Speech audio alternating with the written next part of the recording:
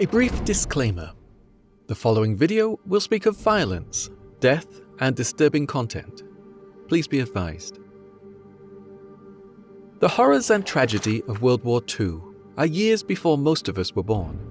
And even though the destruction of the war and the aftermath of it set the stage for major events even now, some 8 decades later, many people don't understand how the echoes of the war haunted the world for lifetimes.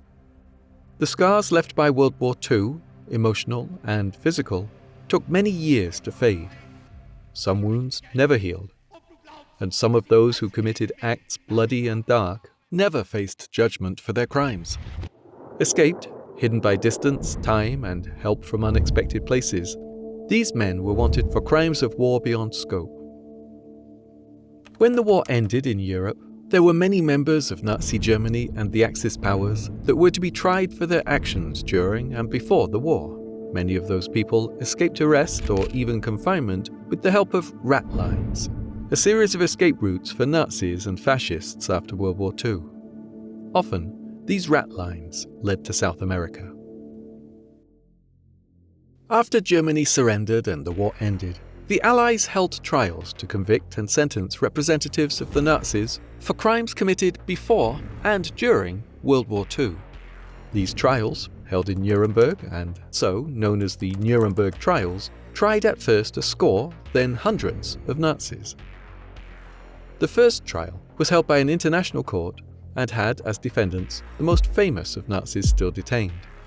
While the laws the Nazis were tried by were essentially created for the trial, every defendant had a defense lawyer, and the judges more or less kept the focus on the individual guilt of the defendants. The first trial resulted in convictions for the majority of the accused, but not all. Of the convicted, 12 were to face execution. These trials, and others to follow, frightened those Nazis who escaped capture, and many chose to flee their hiding places to the other side of the world. Before World War II, an Austrian priest, Alois Hudal, resided in Rome as a rector of the Teutonic College. As National Socialism grew in scope and power, Hudal became convinced that Rome, and Christianity as a whole, would need to work with Nazi Germany to secure its future. He wrote a book in which he praised Hitler, preached anti-Semitism, and defended National Socialism to his peers. Hudal would continue to support Nazi Germany during the war, even possibly spying on the Holy City for the Nazis. After the war, he gradually lost position and respect, but used what he had left, as well as his contacts, to help set up the ratlines. Hudal would work with several groups and governments to help Nazis and Fascists escape to South America, Argentina routinely being the destination. At the end of his days, Hudal never recanted or changed his beliefs as to what he had done. Hudal is believed to have helped several of the worst war criminals of World War II. Otto Adolf Eichmann shared more than a name with his Führer. Eichmann was the man tasked with deportation and concentration of Jews in Nazi territory, and later, the extermination of Jews in Hitler's Final Solution. Acting as logistic manager, Eichmann gained ever-increasing status and position within the military, eventually controlling the movement of thousands and thousands of Jews to concentration camps a day. Eichmann and his staff were responsible for the deaths of millions of people. When the war ended, Eichmann was captured but eventually escaped, living in Germany until 1950, when he moved to Argentina to escape possible discovery. He lived there with his family until he was found by Jewish Nazi hunters in 1960. He was tried and then executed in 1962 in Israel. Franz Stangl worked on the Action T4 euthanasia program, in which Nazis disposed of those with mental or physical disabilities. He later became commandant to 2 different concentration camps. Between the 2 camps, there were an estimated 1 million Jews dead. He was nicknamed the White Death for his fondness for wearing white and carrying a whip. He escaped to Brazil, but was eventually extradited to West Germany and convicted. He served a life sentence until he died of heart failure in 1971. Other Nazis fled to South America with or without Hudal's help. Walter Rauff was an SS colonel in charge of the construction and implementation of mobile gas chambers.